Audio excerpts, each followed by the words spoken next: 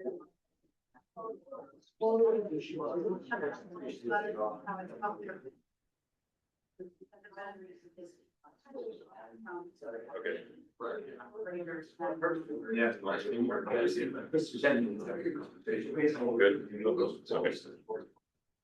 Baltimore Plain City Council meeting to order at 7:01. If you'll please rise for the pledge of allegiance. I pledge allegiance to the flag of the United States to the republic for which it stands, one nation, under God, indivisible, with liberty and justice for all. Clerk, please call the roll. Thank you. Mayor Dumbrell, Present. Councilor DeForge. Present. Councilor Hagedorn. Present. Councilor Ugarte. Present. Councilor Warrington. Present. Councilor Weber. Present. You. All right, at this time, I will entertain a motion on the consent agenda and the previous minutes. Just one small correction. I think it says on the beginning of the minutes that there was this, I think the mayor canceled or deferred the special session, the executive session. I'm sorry, I'm saying it wrong. My understanding is that came after the consent agenda, not before the consent agenda. Okay. So for clarification now, if somebody, I looked at the video, but if anybody, are we okay with that? So can we approve as amended? I'll accept the motion to approve as amended. So moved, Councilor Weber. Second. Okay, moved by Councilor Weber, seconded by Councilor Warrington. All those in favor say aye. Aye. Any opposed? Motion carries. All right, before we go to public comment, I do have a brief statement on previous meeting. So I'm just gonna read this so there's no confusion, and I'll send you a copy so you have for the record. Thank you. I meant to do that earlier, sorry. So on Wednesday, May 13th, 2026, Council Warrington informed council that she would attend the meeting, the May 18th, 2026 council meeting by Zoom. Immediately prior to the council meeting, I was approached by a city councilor expressing concern that the council was going to conduct an executive session for the city manager's review with one councilor remote on Zoom. After obtaining legal counsel from the city attorney, I, as the presiding officer of the council meeting, made the decision to postpone the executive session until the following meeting, based on historical precedent of not conducting executive sessions over Zoom and the sensitive nature of the topic. At the beginning of the meeting, I announced that the executive session would be postponed. Council did not object and therefore gave its implicit consent. Moving forward, when adding or removing an item from the agenda, I will explicitly ask whether anyone on council objects. All right, moving on, we'll now take public comment. As a reminder, we will do 3 minutes. Please state whether you're a resident, rural resident, or non-resident. And please come up, state your name, and you will have 3 minutes. So we will start with Cindy Hurst.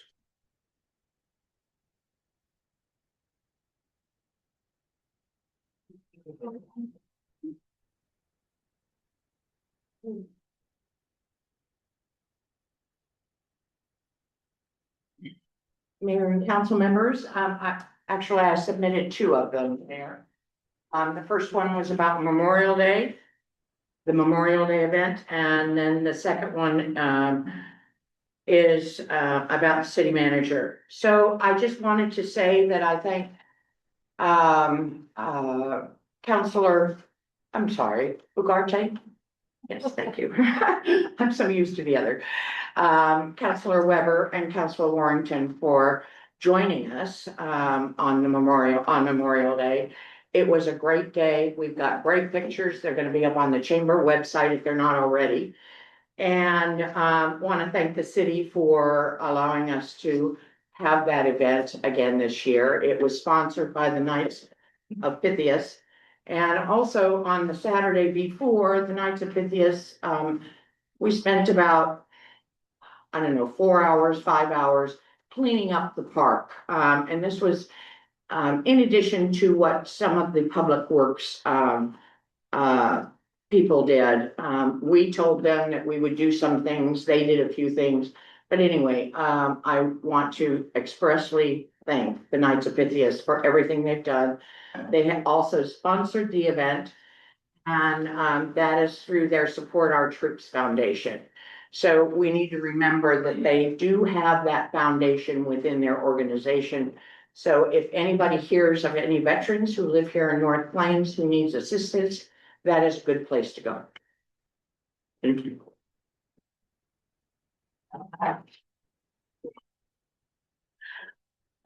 Unfortunately, I wasn't able to attend your last council meeting, but I did hear some comments being made, and I just wanted to address a couple of them.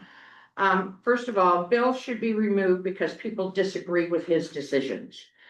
Bill Reed carries out the direction of the city council and administers city operations within the budget, policies, and authority established by the council. Disagreement is a normal part of local government. Public officials and staff should be evaluated based on facts, performance, professionalism, transparency, and results, not whether every resident agrees with every decision. North Plains deserves decisions grounded in evidence, not accusation. The other comment that I heard is that Bill is the problem. Well, as city manager, Bill implements the policies, goals, and budget adopted by the city council, consistent with the city charter, municipal code, and state law. Residents may disagree with policy decisions, but the city manager's role is to execute council direction professionally and transparently. The public record shows Bill Reed consistently reporting on city business, responding to challenges, and working through difficult issues in a public setting. And then the last one that I wanted to address is governance. The comment was, Bill is not accountable. Bill Reed reports directly to the city council and works closely with the city attorney while providing regular updates on finances, audits, infrastructure, grants, development projects, and city operations. Accountability occurs through public meetings, council oversight, budget approvals, audits, public records laws, and performance evaluations. And I hope you give these all consideration when you go into executive session this evening. Thank you. Thank you. Next is Jackie Hunt.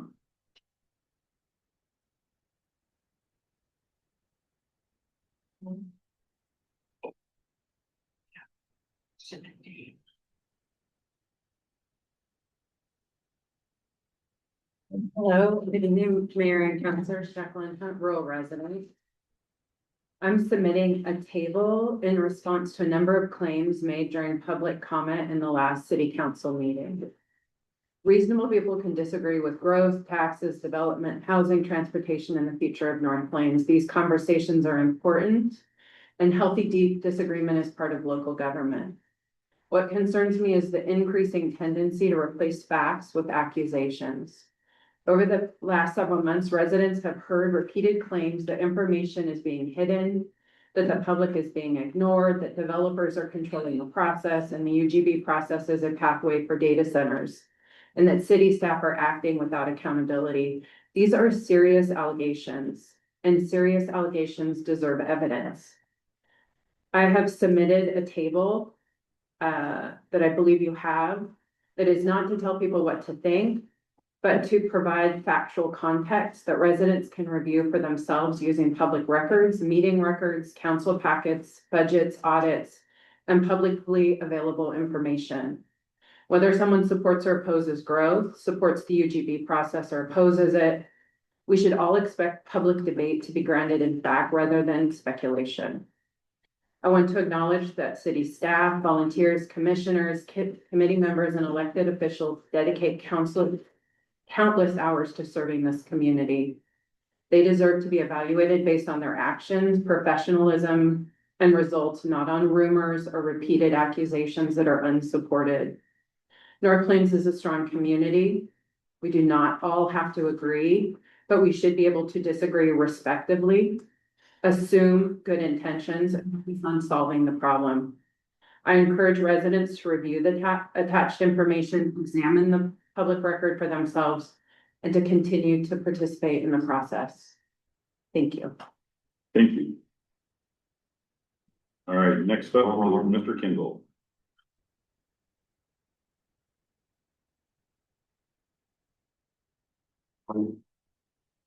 Good evening, Butch Kendall. Butch Kendall, City of North Plains. I'm a 52 resident of North Plains, city here in North Plains. I'm here tonight to say that tomorrow night we'll be winding down, hopefully the UGB, the RELA committee. That'll be moving forward. And there's been times where I've heard people say that developers are directing this current planning process. Well, I don't know of any developer, and I hopefully none of you know of any developer that would make that statement.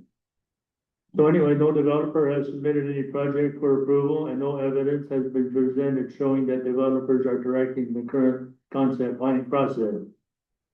The process is being guided through public advisory committee meetings, consultant analysis, planning commission review, and city council oversight. Claims of undue influence should be supported by facts rather than by fabricated information. And I look forward to you, your job is gonna go up here pretty shortly on this UGB, so hope you make the right decision. Thank you. Thank you, sir.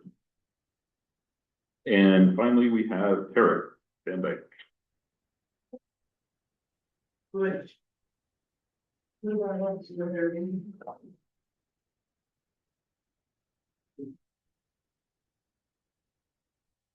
Good evening, Mayor Dumbrou and councilors. My name is Tara Van Dyke, and I'm a resident of North Plains. I'm speaking today as a resident and a concerned citizen of our local government. I'm here to discuss a matter of fundamental fiscal stewardship. Regardless of current administrative discussions or personnel decisions, we must return to the foundational principle of our council manager form of government. The city council holds the ultimate fiduciary responsibility for the city's financial compliance. Under Oregon Revised Statute 297.465, the governing body is legally charged with ensuring that audited financial statements are completed and filed. An audit is not merely an administrative task, it is a vital expression of the trust the citizens of North Plains place in their local government. It serves as a definitive source of truth, empowering this council to verify that the budgets we approve are executed as intended and ensuring that robust financial controls are firmly in place. When these audits are missing for years, as is the case with the 22, 23, 24, and 25 filings, the council loses its primary tool for oversight. On the 20th, the city manager estimated that the 2022 audit would be completed within a couple of weeks. And given that that timeline has passed, the council should ask for a definitive status update on this audit. Regardless of who sits in the city manager's office, the council's responsibility is to prioritize the review of these reports, remain a foundational duty that we owe our community. I would like to see the city of North Plains operate within transparency that transcends any single employee's tenure. If we are to move forward, we must stop treating compliance as an internal staff project and start treating it as a core governance priority. I urge this council to commit to a permanent process where financial health and state reporting are treated with the transparency they deserve. Our community deserves to know that no matter who manages our city operations, the council's oversight is reliable, consistent, and fully compliant with the law. Thank you for your time. Thank you. All right, and thank you everyone for being prompt. Mayor, one more. I'm sorry, we need to stick with the process, has to come in early, has to come in before the council meeting, that's the rule. I've been here since 6:30. I'll leave the council. Nothing controversial. One extra one or not? What are the rules? The rules are, it needs to be in before 6 or before 7. So, yeah, I think we need to stick with it. I'm sorry, I have to stick with the rules, Okay. but I apologize. You can send it in. I sent an email earlier today too. Okay, next up, we have Budget Committee Quarterly Report. So I believe we have Chris, are you here? Yes, I do. Report. Good evening. Oh man, stretching it to the limit. All right, I'm gonna get close to city. We'll get close. But Good evening, councilors, mayor, city staff, and my fellow residents. The budget committee recently met to review the city's financial position and discuss several budget-related items. Overall, the city continues to perform well relative to the adopted budget. City staff continue to be good stewards of the resources entrusted to them, and expenditures are below the budget in several key areas. There have been no instances of overspending that would require the budget committee action or recommendation to amend the adopted budget, which is a significant good item. In addition to reviewing the city's current financial performance, we discussed several items related to the budget and city's long-term financial well-being, which is good to hear that others are concerned with that tonight. One of those topics was future library funding. Beginning in FY 27, the city is expected to receive an increase in county library fundings. While no formal recommendation was made regarding what to do with those funds, one option discussed was using the portion of the additional revenue to reduce the library's reliance on the general fund support. We also reviewed options for addressing the roof at the Jesse Mays Community Center, which we're all enjoying our time in tonight.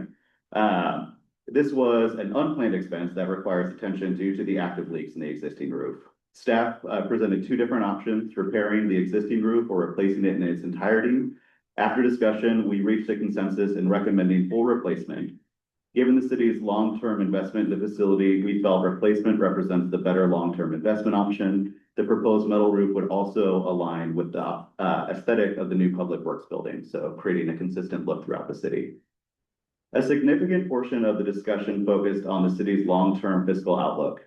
During the adoption of the current biennium budget, the budget committee recommended approval of the budget while also charging council with exploring additional sustainable revenue sources to address the rising service costs, the ongoing expense of additional police coverage, and the general fund's increasing reliance on the transfer from the water fund. To date, no formal work session or structured process has been undertaken on that recommendation. We also noted that the city does not currently have a formal fiscal sustainability strategy in place. As a result, the budget committee recommends renewing that charge and beginning a more structured discussion around the city's long-term financial sustainability. Specifically, we recommend scheduling a work session on June 18th to begin evaluating options and developing a plan. As part of that discussion, we reiterate that a concern raised during the last budget process: if these issues are not addressed during FY 26, then FY 27 and FY 28 budget cycle may require more difficult policy and budget decisions. That concludes my portion of the report. I'll turn it over to Vice Chair to see if she has anything to add.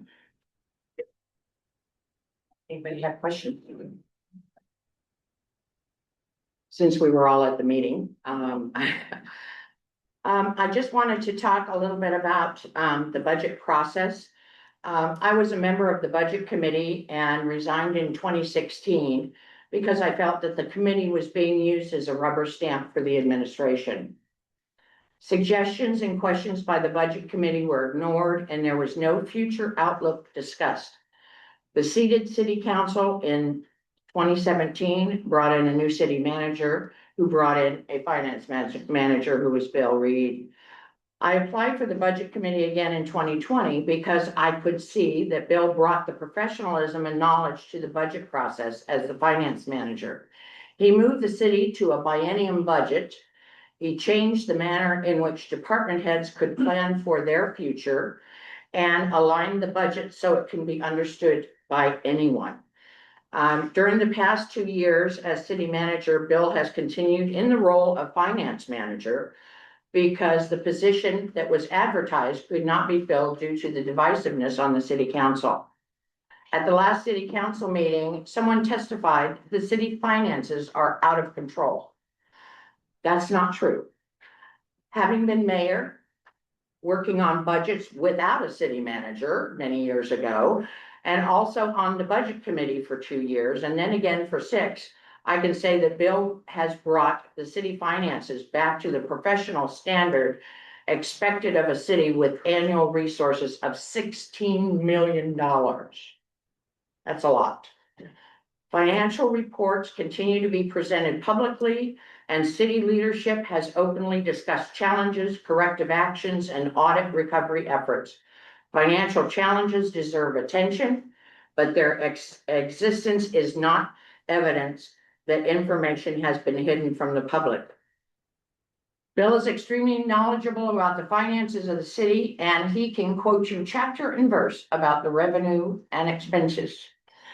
I want to take this opportunity to thank Bill for everything he has done these past 2 years as the city manager overseeing the biennium budget for the city. It is now up to the city council to rapidly move forward to address the financial concerns voiced in the budget committee last month. Specifically, number one, how to fund additional police services that's been discussed for a couple of years. Number two, solve the problem of the general fund being propped up by the water fund, because it's not going to get any better. So I hope that we can, you mentioned the date of the budget committee meeting. I hope we can all meet on that date and start the discussion for those two issues. Thank you. Thank you. Any questions? Comments? Thank you, councilors. All right. Next, we're moving on to resolutions. So I have 2345, and Bill, do you want to take, you want me to? Tell you what, there are three here that are the three resolutions that the city does preparing for a new fiscal year, which starts July 1st. So Mayor, you more than welcome for you to take them over, but they're very procedural. Yes. I just want to make sure we got the procedural part. Like, Yeah, we just do this every year because you walk me through. I just want to make sure. Exactly. No, that's, yes, we're on the same page. Yeah. So this is just something that we do every year. We did it last time we approved budget. This is just we're agreeing to accept the rates, or set the rate to accept the shared revenues, so on and so forth. So, at this time, are there any comments, or if not, I'll entertain a motion on 2345, the 2627 at Valorem tax rate. I have one question. Yeah.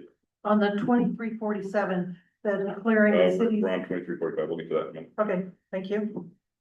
I thought you were wrong. No.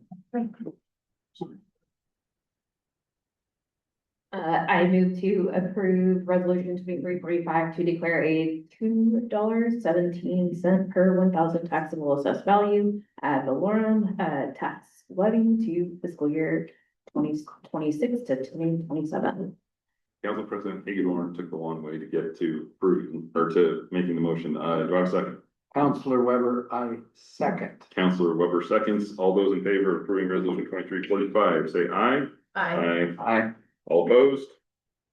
All right, motion carries. 2346, establishing eligibility to receive state shared revenues for FY 26 and FY 27. Or sorry, for FY 26 through 27.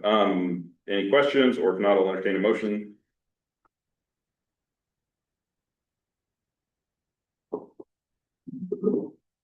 Councilor Ugarte, I move to adopt resolutions approving and certifying the state shared revenues for North Plains in the next fiscal year. Okay, Councilor Ugarte moves for approval. Do I have a second on 2346? Second. Council President Hagedorn seconds. All in favor, say aye. Aye. Any opposed? Motion carries. All right, now, Councilor Warrington, 2347. Thank you. Bill, can you please tell me, I believe you must hold 2 public hearings on the possible use of the revenues or distributions for these state shared revenues. Have those 2 been done? Council Warrington, yes, because we're a biennial budget agency, Okay, those so you use meetings, your budget? yes, the budget process that resulted in the biennial budget that was adopted last year. That budget included budget and authorization to seek shared revenues from the state the second half of the biennium, this FY 27. So it's technically already been done. Okay, so the 2 budget meetings are being used for this 2347. And in those budget meetings, did it talk about the possible use of these distributions? Yes, the revenue, that's correct. The revenue that we get from the state that are called shared revenues go into the general fund as unrestricted revenues, and they help fund various general fund departments. So that was part of the conversation back during the budget process last year. Understood. Okay. Want to make sure we're all, Okay, so any other questions or comments? Not all entertain a motion. Counselor Ugarte, I move to adopt resolution 2347 to elect to receive state shared revenues for fiscal year 2026-2027. Okay, Counselor Ugarte moves for approval of 2347. Do I have a second? Counselor Ford seconds. Counselor DeForge seconds. All those in favor say aye. Any opposed? Motion carries. All right, on to 2348, law enforcement IGA amendment. Bill, you want to give a quick?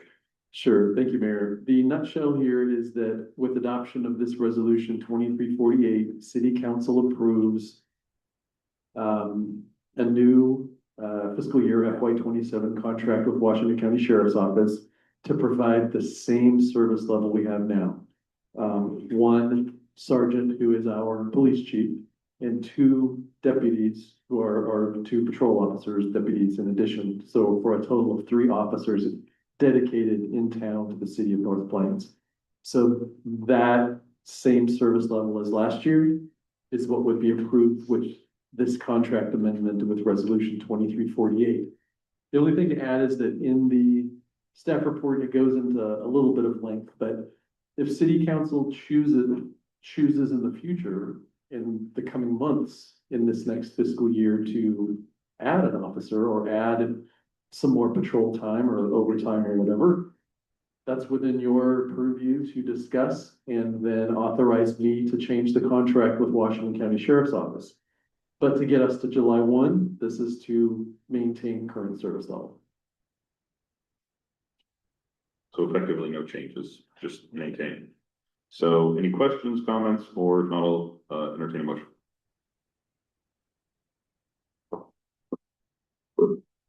I'm on a roll tonight. Counselor Ugarte, I move to adopt resolution 2348 to approve amendment number 7 to the July 1st, 2022 intergovernmental agreement with Washington County Sheriff's Office for Public Safety Services. Okay, Counselor Ugarte moves to approve 2348. Do I have a second? Counselor Warrington will second. Counselor Warrington seconds. All in favor say aye. Aye. All opposed? Motion carries. All right, next is 2349. I know we did discuss this, but Bill, is there anything you want to add? Yes, so if approved, the resolution allocates pre-approved contingency spending in the general fund to pay for roof and understructure repair on the building. And I just want to note that when a budget's adopted and it has, like the general fund, a contingency amount, what that means is that that spending is pre-authorized.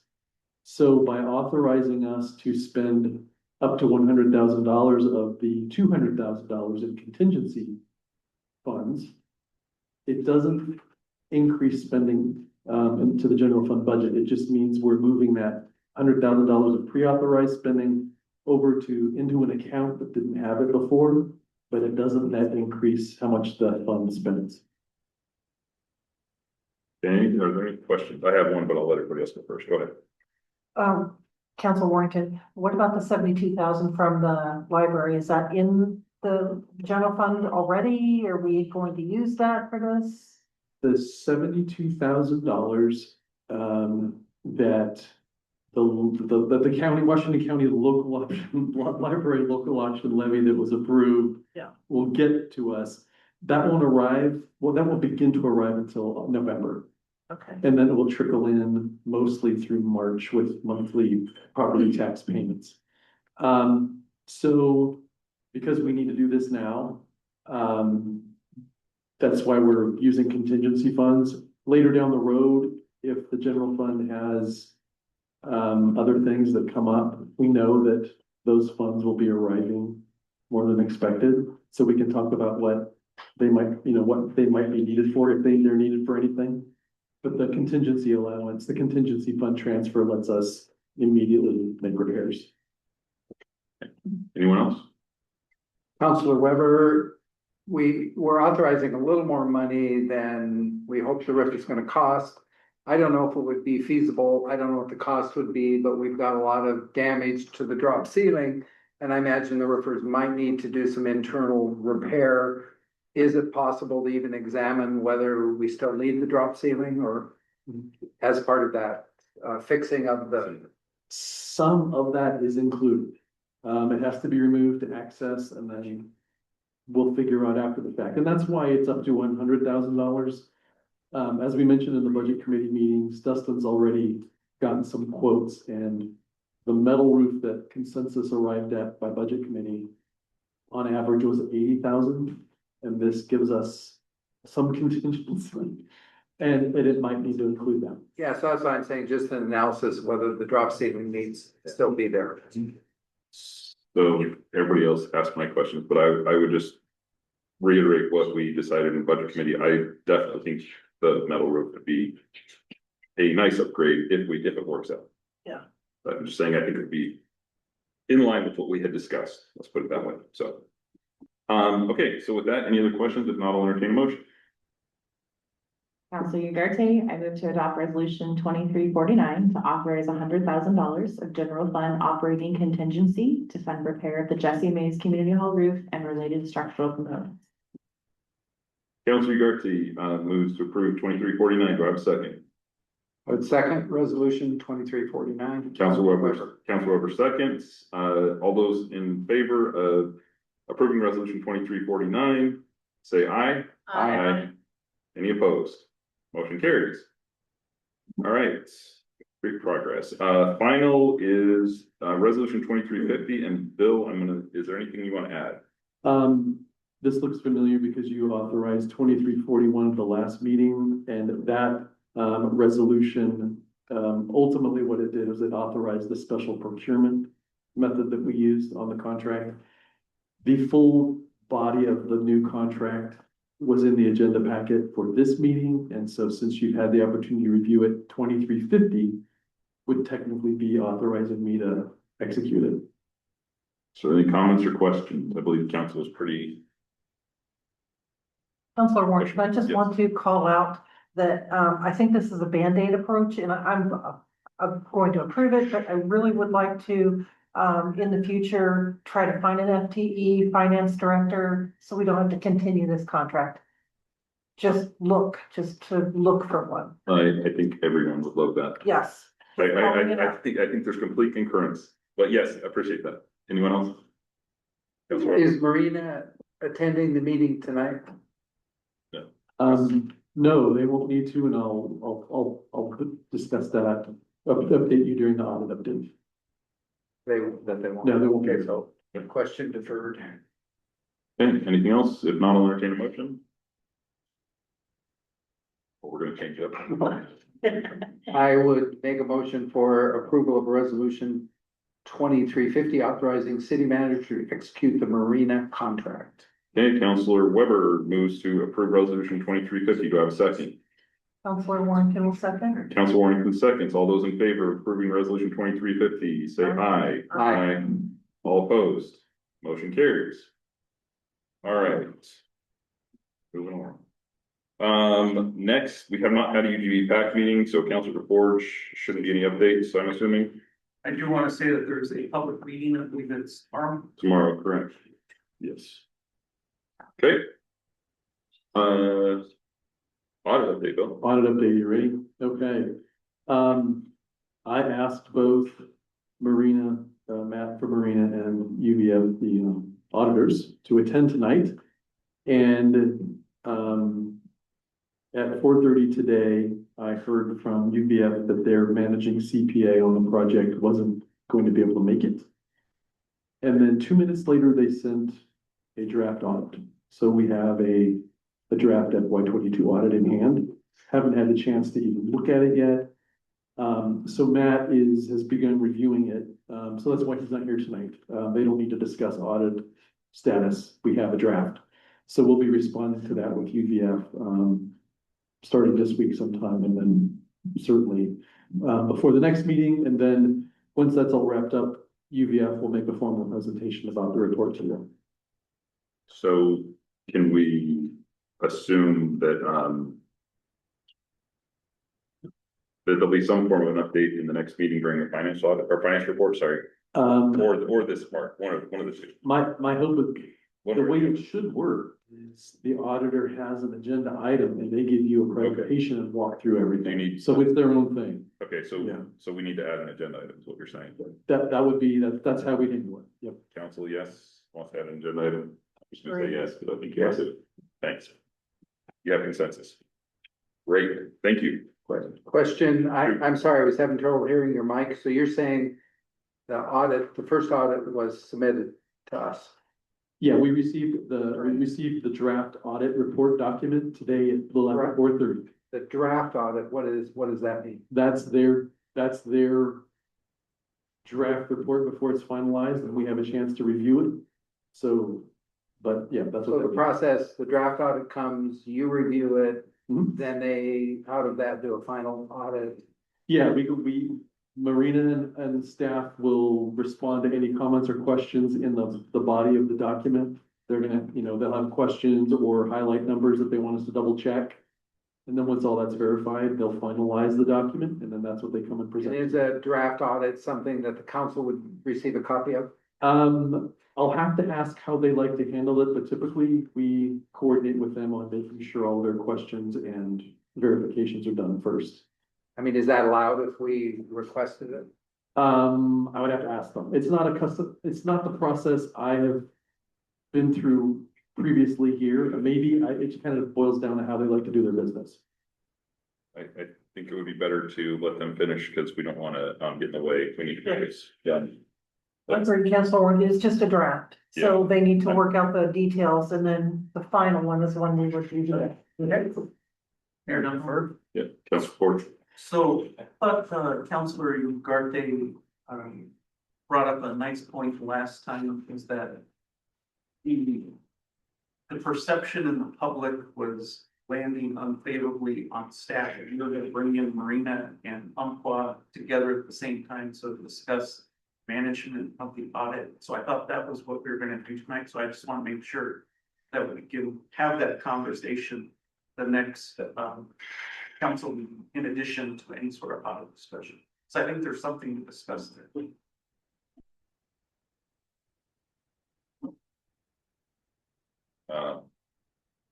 Agreed. Agree. Let's request them for next week. I Okay, mean, I don't know if there's a possibility, Councilor Weber, if they can't come, if they could give us some sort of written report or something, just so we get firsthand information from them each time, I think would be helpful. Councilor, from the auditors, from Umpqua Valley Financial? From both.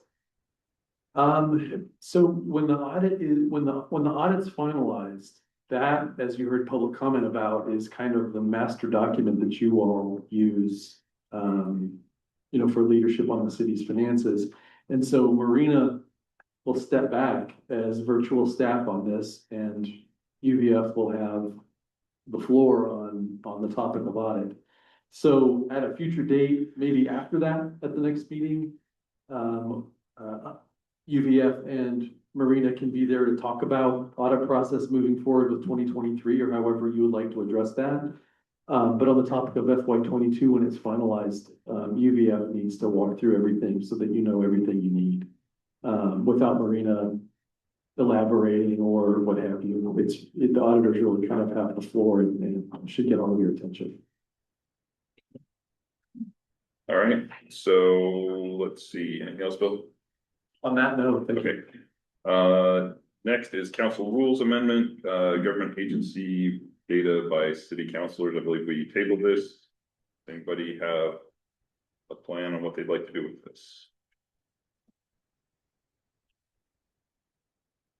Councilor Warrington, I would like to discuss abolishing the whole thing. I think that the topic was brought up because of a discussion. I think Councilor Ugarte mentioned this whole thing was brought up regarding a conversation Don had during his time on a not the council, but the commission. Actually, this was brought up because WACA, the Washington County Dispatch, received a request from a city councilor from an undisclosed city, requesting classified information. So that's why we either need a policy or a change to council rules, I believe was what, Emily, is that what you suggested, was maybe a change to council rules or something? I forget how you worded it. Yeah, I don't, my opinion is a policy is not necessary. A rule would be better. However, because of what I said last week, that I don't think that counselors under the council manager form of government have any individual authority to act. I would be fine if you just decide not to amend the rules. Okay. So what would council like to do, or is there any other commentary? Councilor Weber, I would probably not do the council rules amendment. Anybody else, opinions? Counselor Ugarte, again, I don't want to beat a dead horse, and I respect everyone's opinion here. Again, you know, as Mayor Dunborough had mentioned, the reason why this was even brought forward is because another jurisdiction had, you know, attempted to get information, at WACA regarding, you know, essentially for their own benefit, but using their title essentially. And you know, what I had mentioned at the last meeting is we have an exact concrete case of that happening here, or allegedly happening here in North Plains from a member of this council within the last 7-8 months. And that is why I think when we are looking through the lens of reducing risk and reducing liability to the city, that we need to have something concrete, because it has already happened in other cities. It has allegedly already happened in our city on a different border commission. And I do not personally think that it is hindering any of us in our official capacity by having this rule in place. Councilor Hager here. My understanding is that the next steps as a follow-up for this amendment or rule was that we were going to receive amended language options from Emily that were a little bit more neutralized to not inhibit individual counselors from doing their due diligence to research topics, but also following rules to not overly exploit their individual rules for information collecting. I could have remembered that incorrectly, but that was my understanding from the last meeting we had.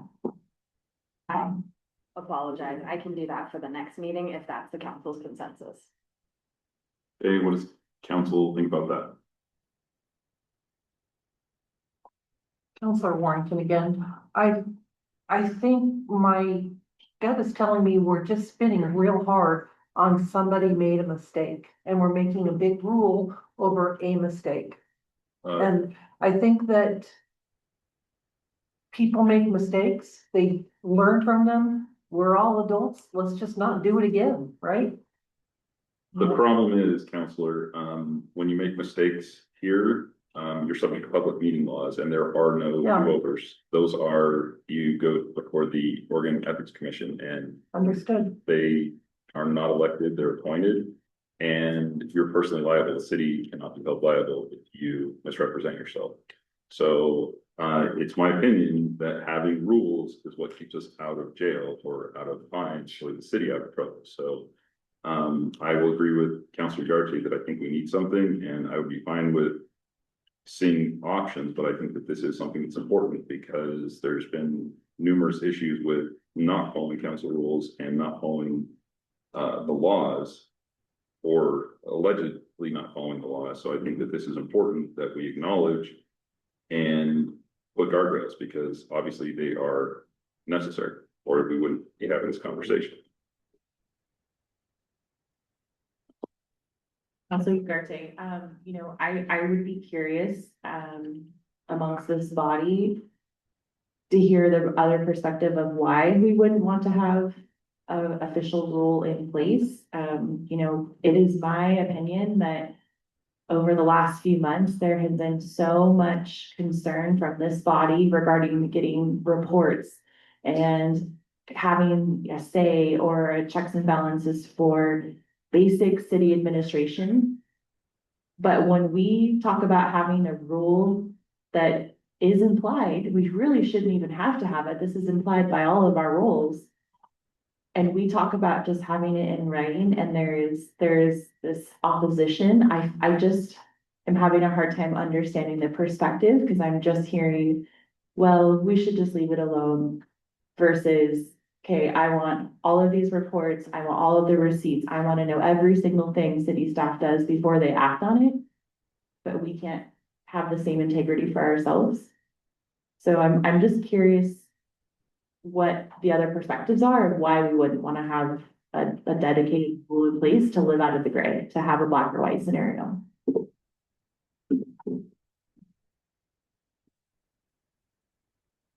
Anyone? All right, so what does council want to do?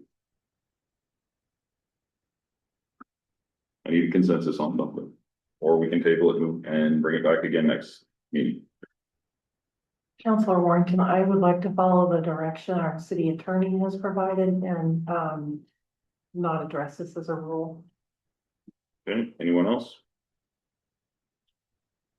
Just to clarify, Councilor Ugarte, did the city, my understanding is the city attorney said to not address this as a resolution, but instead as a rule, point of clarification? Yes, not address it as a policy, a separate policy, but rather to address it in the council rules if you want to address it at all.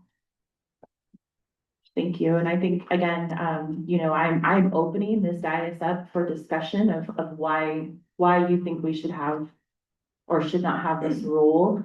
And I'm, you know, I'm not hearing discussion amongst my peers. So I'm just gonna put it out there again for discussion. And I, you know, again, want to come to a consensus and agree. And if that means that we table this for our future meeting and Emily brings option A, B, or C of a potential rule added to council rules, I'm okay with that as well. I want to hear the dialogue of why we are in such opposition over adding a black and white rule. Counselor Warrington again. I'm going to try to say this, you know, delicately and all of that, right? I understand what you're saying. I appreciate it. Again, there are two sides.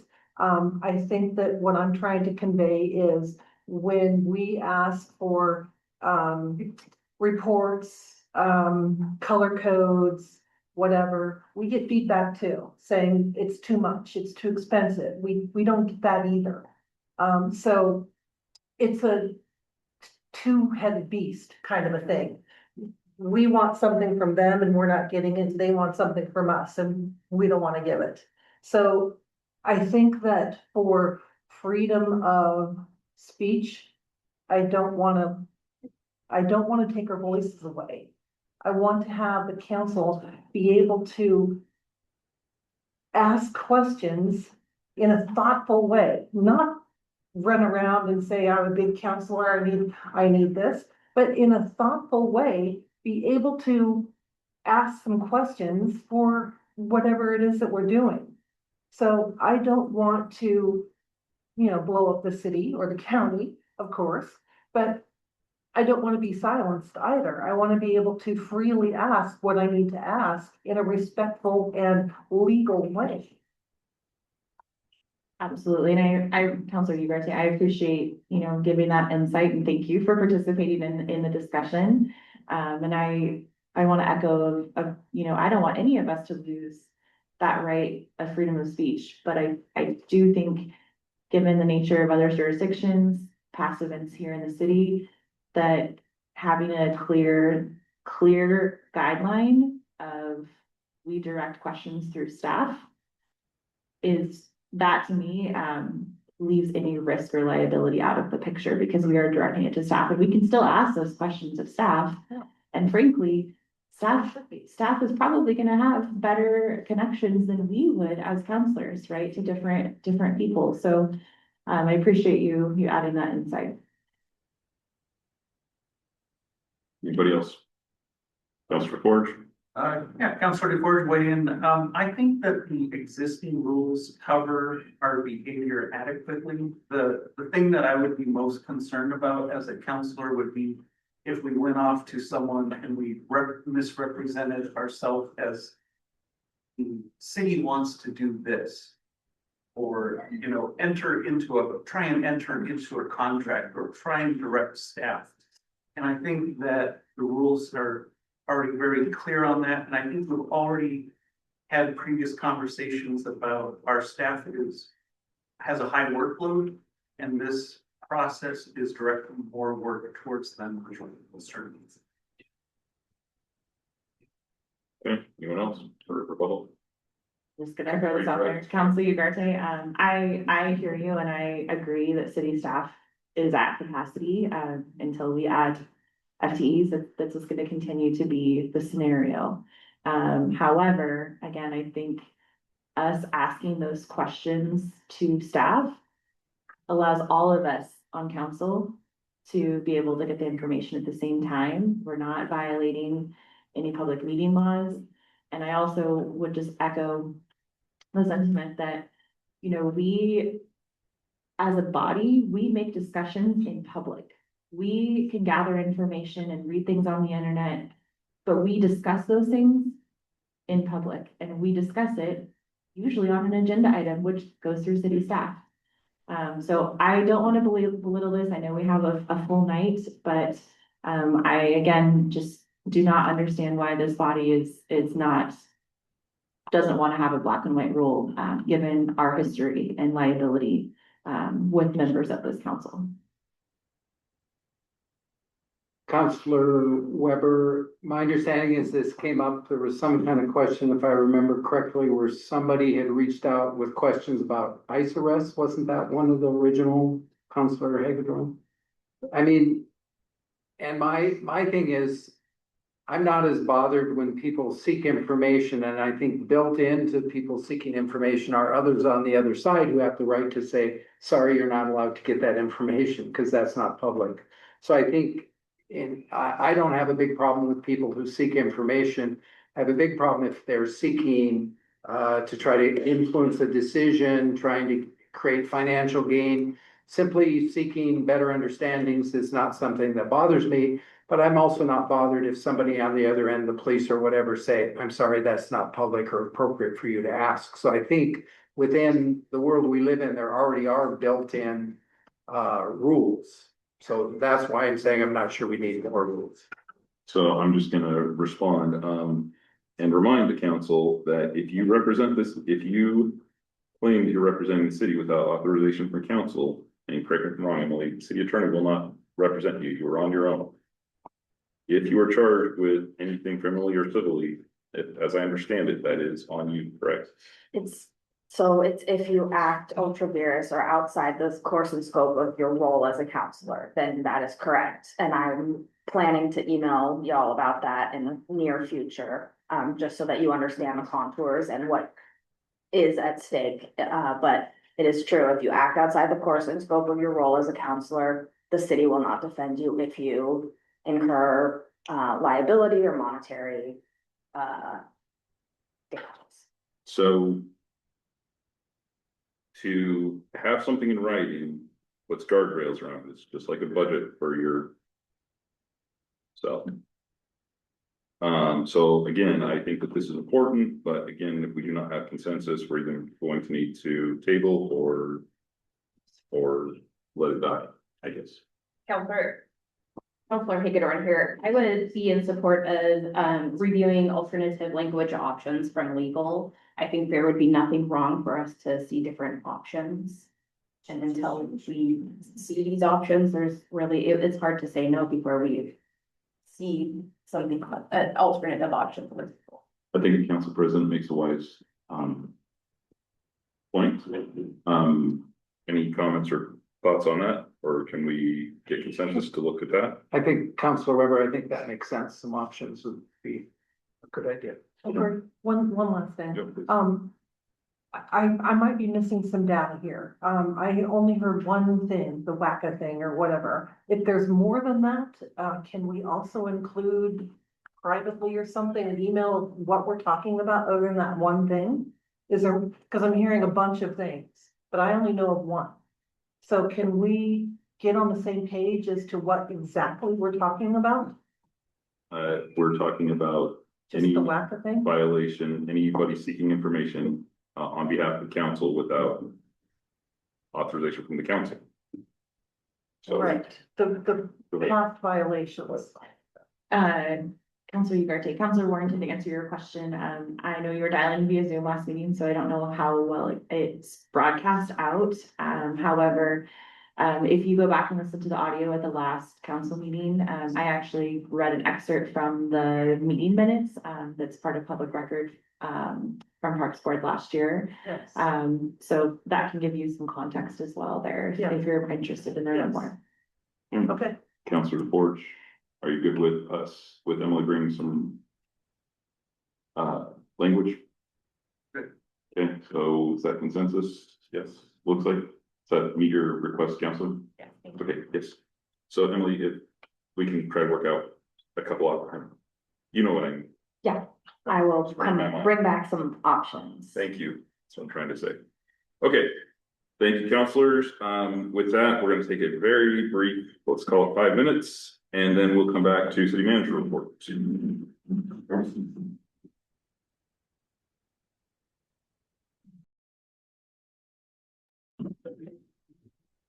Okay, we are back in session, and now we'll move, no new business, we'll move on to city manager report. Thank you, Mayor. Okay, let's. Closed captions. Okay, let's go through a few dates coming up that are important. Councilor DeForge already beat me to it. Tomorrow night, 6 p.m. here, the UGB community meeting. So that will just kind of be a bunch of tables and discussions and consultants and some staff walking around helping to answer questions, but not really trying to, talk to people too much. It's meant to be conversation by people in the community with one another. So that's tomorrow night. We look forward to it. Thursday, ice cream social, 6 o'clock, Commercial Street. That will be a lot of fun. I think the weather's supposed to be not too hot. I haven't looked at the update yet.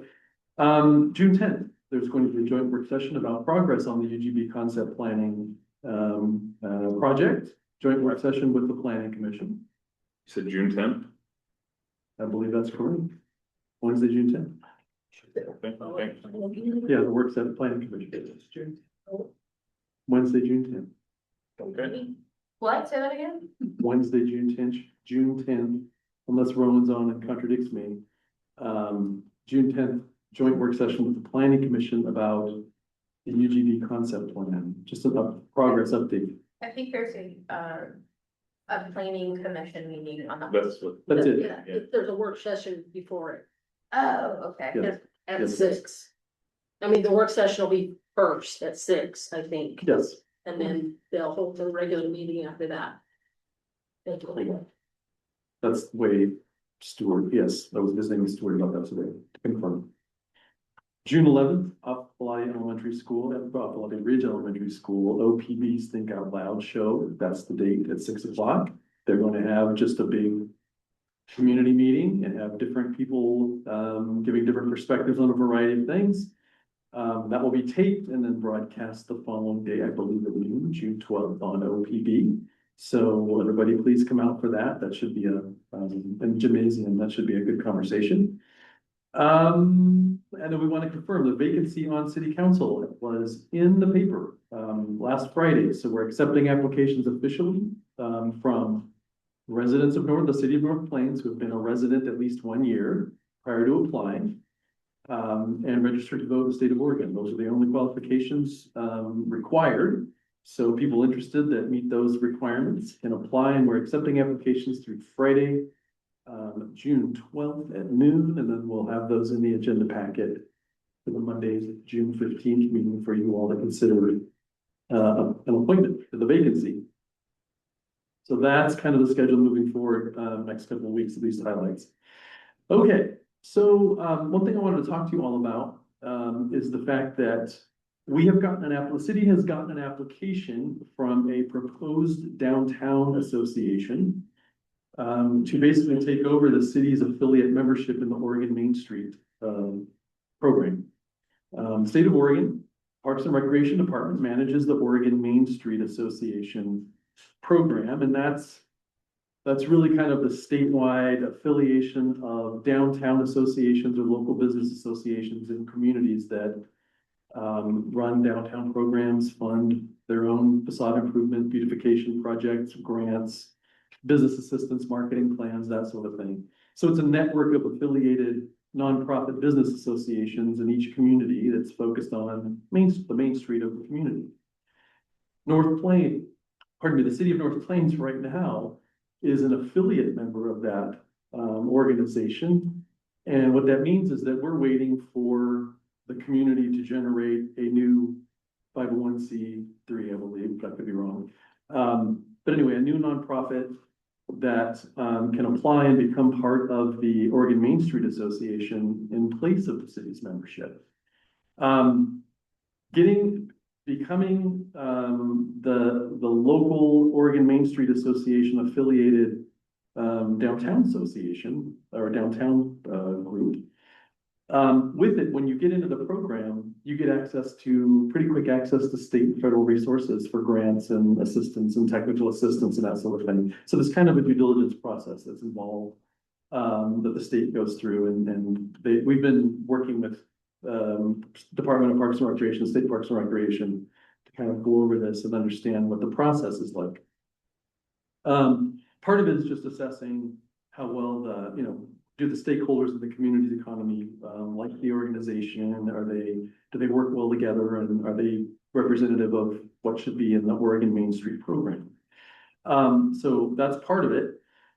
The other part is you have access to federal and state money, and so there's kind of with the city as the affiliate program now, and for the city to hand over its membership, we need to be careful about who we authorize to join the program as a downtown association. And so the group that is formed is called the North Plains Business Alliance. And it's headed up by Linda Gallus Merton, and I believe Laura Dexheimer, who is also with North Plains Food Bank, is also involved. And I haven't seen their membership form, so I don't know all the businesses that are in it, but they have a number of businesses that apparently are interested in being part of that. But that brings up the issue of the city turning over our membership to a downtown association that then has state and federal money access, brings up the point of the city has to have assurance that who we give that membership to, there are no liability issues. We can trust that that's going to work well and fit within the program. And so this kind of brings up the fact that, and I'm returning to something, and I think we have new city councilors, so maybe they're not aware of this. But last year, on August 18th, on behalf of Strong Towns North Plains, Linda Gallus Merton gave testimony that they called our surety bond company and asked a variety of questions about the status of the city manager's surety bond account, whether we paid, was the city covered, those sorts of questions. And they used the caller Linda, used information in the packet about the city's account. And to be clear, city council did not authorize, nor did the city staff authorize Strong Towns North Plains or Linda to contact the surety bond company and try to ask account questions.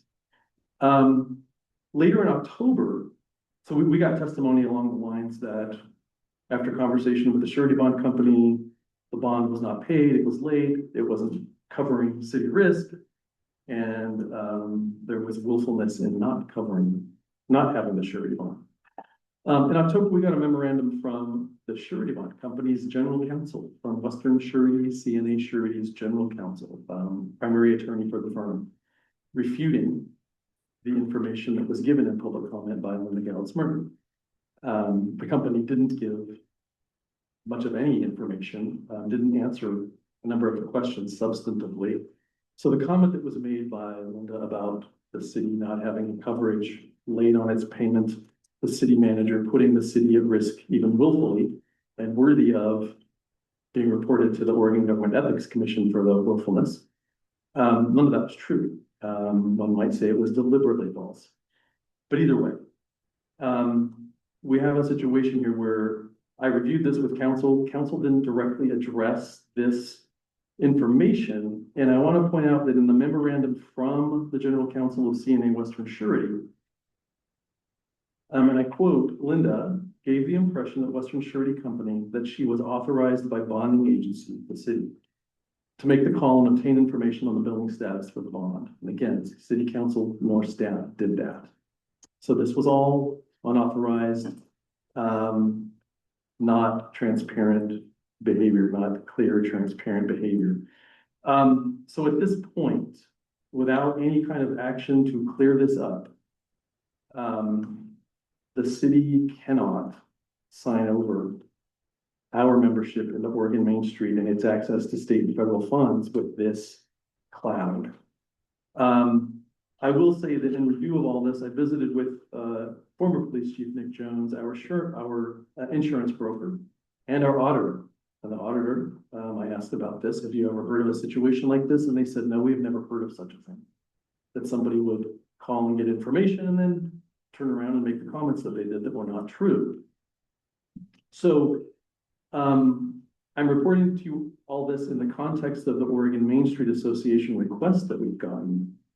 But I also want to state that after visiting with the insurance broker, our insurance broker, former Chief Jones,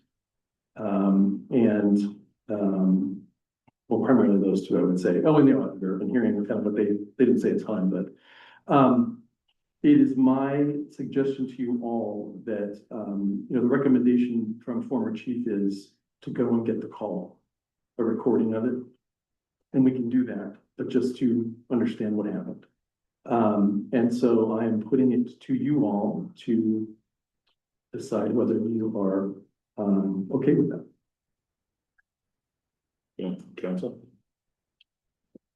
Counselor Weber, for clarity, my understanding, I think I ran into different people that went to a meeting that was organized by Rowan, and she was trying to get them to start a business alliance. This was done at her encouragement, is that correct? Right, so Rowan, so Rowan began the process of trying to get businesses and downtown interests together to start some kind of downtown association. That's right. So I would suggest a simple solution, which would be see if we can get a second person to join Laura that represents a business from within town. I mean, that would make most sense to me that the leadership team would be Laura's representing Food Bank, which is a nonprofit, find somebody else that's on one of those and have them be the core team rather than spending too much time debating the other person. Anyway, one person's thought. Councilor DeFortier, I would vote against spending city resources investigating 7-year-old woman for accessing public information. I would also be supportive of the city supporting the North Plains Business Alliance. It allows them to get access to grants and funds so that we can support our local businesses. Senator Warrington here. So if I'm understanding the cloud of issue is, somebody doesn't think that you have a surety bond. And you're saying that you do.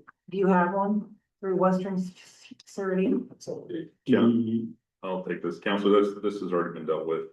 Last year, the city attorney investigated this. We have both a surety bond and an insurance policy, so we're double covered because council didn't want to take any risks. And it's a matter of record. This was all found to be false. The comments, Linda Gelsmark's comments were all found to be inaccurate. Understood. Okay.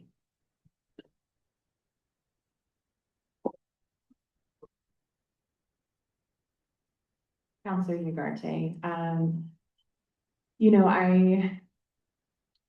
I've been on council for a few years now, and I've seen many different sides of this equation, and I want to assume positive intent, and without getting that recording and having factual proof, either yes or no, this didn't happen. I don't want to assume or make an allegation, but I do think it's important for us to clear that record because it's crossed into many different boundaries now. And if, you know, if let's just say that this person doesn't pursue a specific alliance, maybe they come to the city at a later time, and want to participate.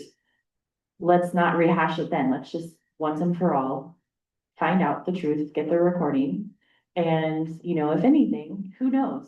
But who knows if this is a scenario where the person, and I'm just gonna say this hypothetically, but what if the person, for the insurance company lied, right? And now it's being cast negatively upon a community member. So, you know, I don't know the cost. I would be curious to know how much it would cost, if anything, to get that recording and set the record straight. And then, you know, I think the other part again is just public trust. And the reputation that this particular, well, both individuals have on social media, is not something I would want to represent our city. There's been public humiliation, there's been slander.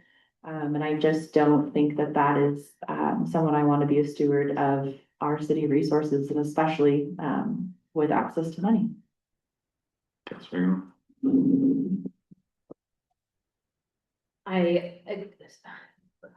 This is an interesting topic. Counselor DeFort or Weber brought up a really good potential option to add a different business owner if the issue is having representation, in a more broader representation to this organization. And I think that would be a quick, healthy way to point the ship forward and advance a critical resource that we need to move forward for the city too. I think we need to point the ship forward and throw the rear view mirror over the shoulder.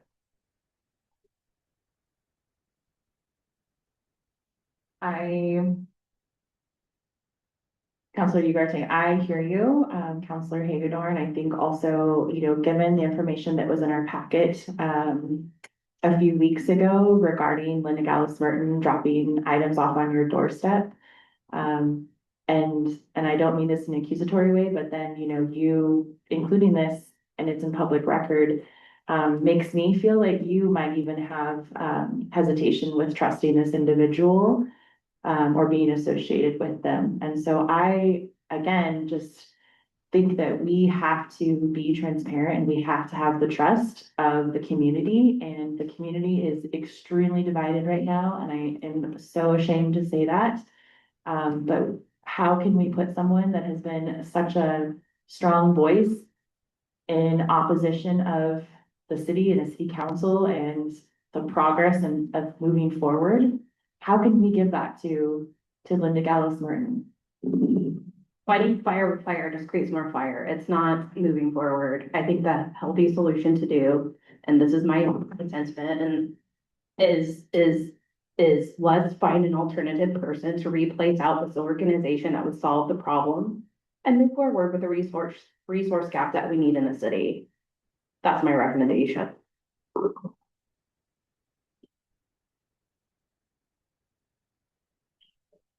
Okay, so, I will say that this was investigated by the city attorney, and was found that, well, it was, unfortunate and it was inappropriate. There was, from a legal perspective, there was nothing, when Ashley was the attorney. So as much as I would like to get to the bottom of this, I don't know what that is, where that's gonna get us. I also am not comfortable handing this over to Linda Gallus Merton, based on the comments that she's made and the false statements that she's made in public comment as well as online. So I'm gonna say that, you know, I think there needs to be a better solution, and I don't think this is something that we have a solution to today. But my suggestion would be that we need a better solution than just moving forward with this as is. And I would also like to send this to EDC if possible, because that's who should be advising us on this. It's my understanding, some missing something. But go ahead, Councilman. Counselor Ugarte, just a quick question for Bill. In the sake of compromising, is this something that we can, again, want to be mindful of not adding more on to staff, but can we, find a middle ground with creating some sort of advisory committee? Where, community members, want to come forward and they want to participate and they can advise the EDC, but don't have access to state and federal funding? Is that a potential? Well, that's a good question, Councilor Verde. So it's my understanding that there is another group form. Like we might have another group come and apply, and so we have dueling groups. And so, this is the first request we've gotten. I'm pretty sure it won't be the only one we get, and I think that there's division in the business community over this issue. So, it might come down to making a decision about which entity we partner with, because we can't have two. My understanding is we can't have two in the Oregon Main Street Association. We'll have to pick one. So that's kind of the situation, at least right now.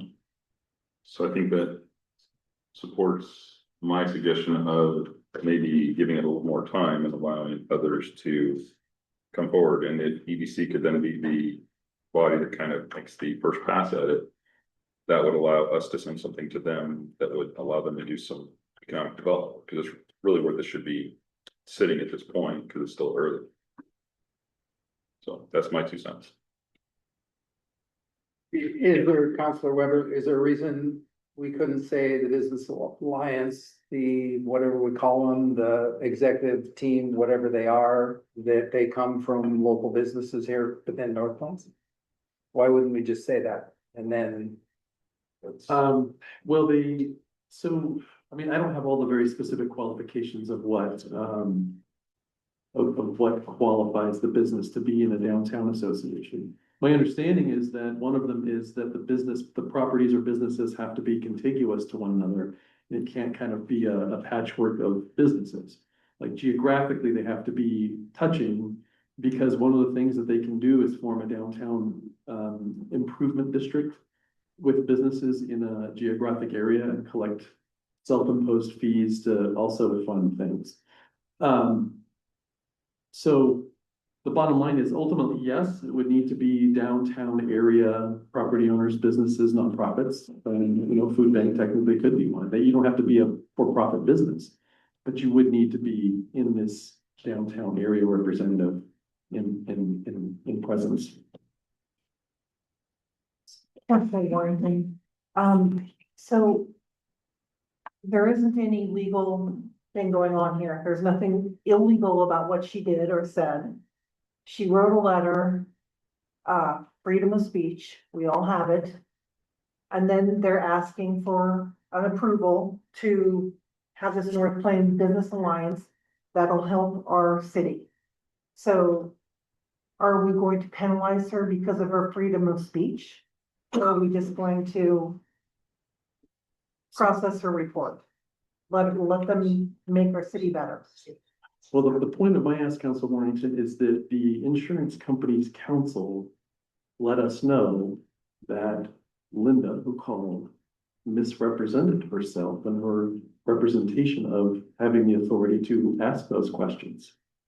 So that is the issue. A private individual taking information and potentially allegedly misrepresenting themselves with a city's insurance account and getting information or trying to get access to information about it is the issue. It's kind of, if you got a text one day saying, from your bank saying, we've identified that somebody has tried to access information about your account, your bank account. That would alarm you probably. That's what the general counsel of the surety bond company is said in her memo that happened with this call. that the caller misrepresented themselves about their authority to call on behalf of the city. So there's a misrepresentation problem for it. So this is a this is a city manager report, so we don't have to make, there's no, unless we have consensus tonight, there's not really anything for us to do, but again, I would say that the logical thing to do would be to wait and allow other opportunities and look at who applies and then make a decision based off of who applies. I think that's a much wiser decision than just, well, we're gonna take the first one, because again, there's a lot of issues and this person has done a lot to divide the city. So I don't think that it's wise to just jump and say, yeah, we're gonna have this individual managing this. I think that we should look at all the options and then make a decision. So that's my input. What does council want to do? Counselor Weber, clarification. So my understanding is Rowan met with a group of business people, encouraged them to start the business alliance. Some of them decided to do that. But what you're saying is you're hoping another group of people will start a different business alliance and then the Economic Commission can pick the I'm saying if second there's alliance? options for multiples, then we should Multiple look at- business alliances? Bill said that there's a possibility that there are others that are going to play. So I think Competing we should look business at that. alliances? I think there's my understanding is that a different group of businesses are talking about being a downtown association. So what does council want to do? Because we're getting long on this item. My only thing I feel strongly about, I think the investigation is not warranted and not helpful. Beyond that, my personal opinion, I think the easier route, which is have the business alliance, the current group be expanded to local businesses inside the city. Second that. Or try to support that. Yeah, me too.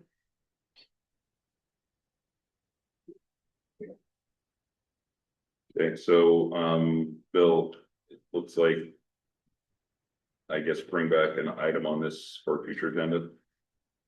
Okay, very good.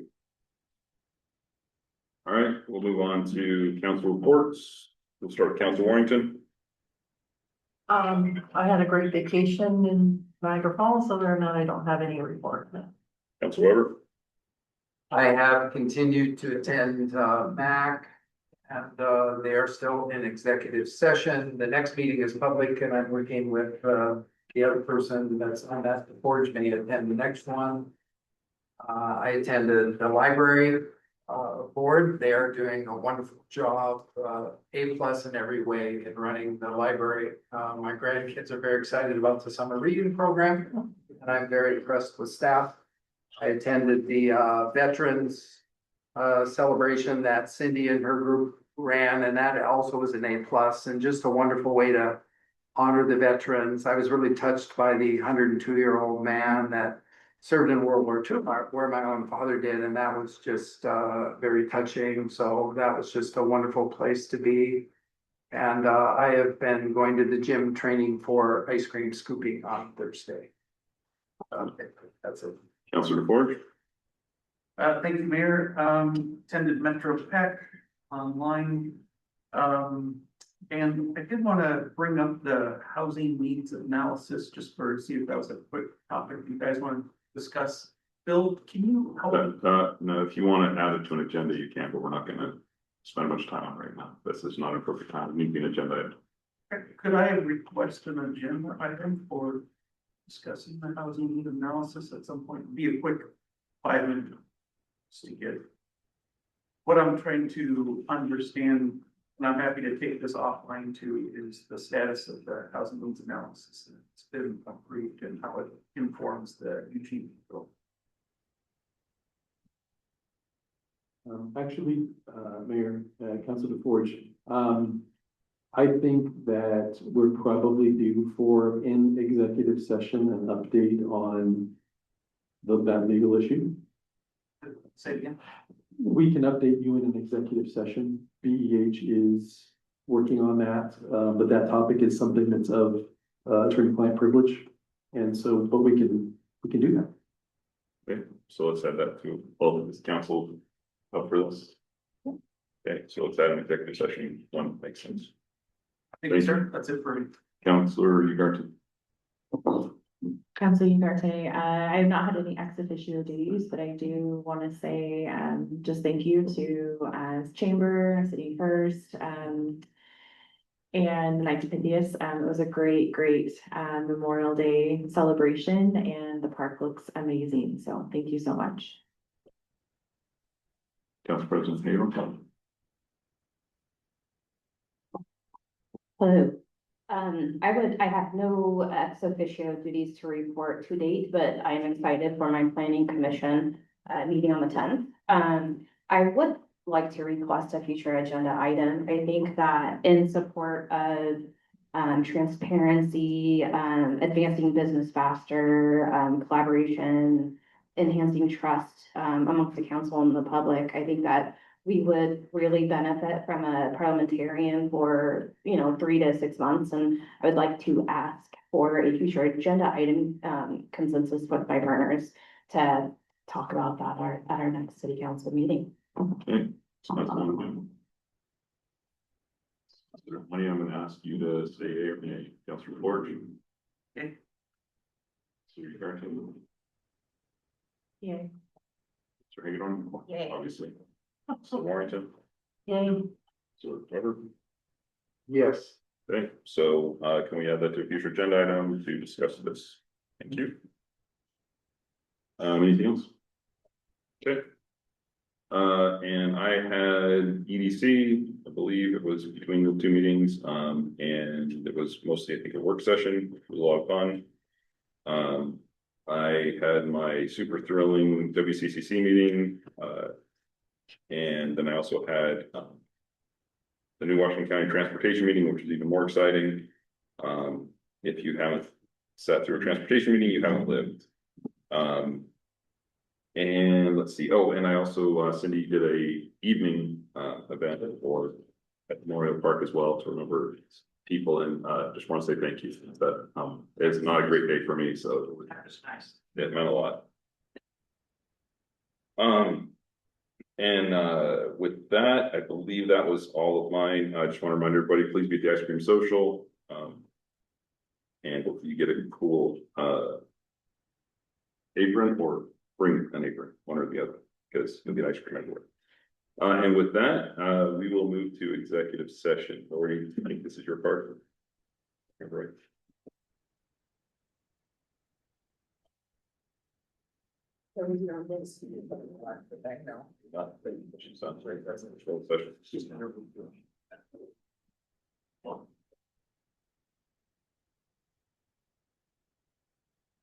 Council will now meet in executive session. Under ORS 192.660, parentheses 2, parentheses F, to consider information or records that are exempt by law for public inspection. And also under ORS 192.660, parentheses 2, parentheses I, to review and evaluate the employment related performance of the chief executive officer who does not participate in the hearing. Only news media representatives and staff designated by city council are permitted to attend the executive session. News media representatives, staff, and council members are respectfully directed to not report on any of the discussion that occurs during the session, except to state the general subject as previously announced. The council will return to regular session if there is need for action on the executive session item. No final action or decision may be taken in executive session. Any materials distributed will be collected at the end. Thank you.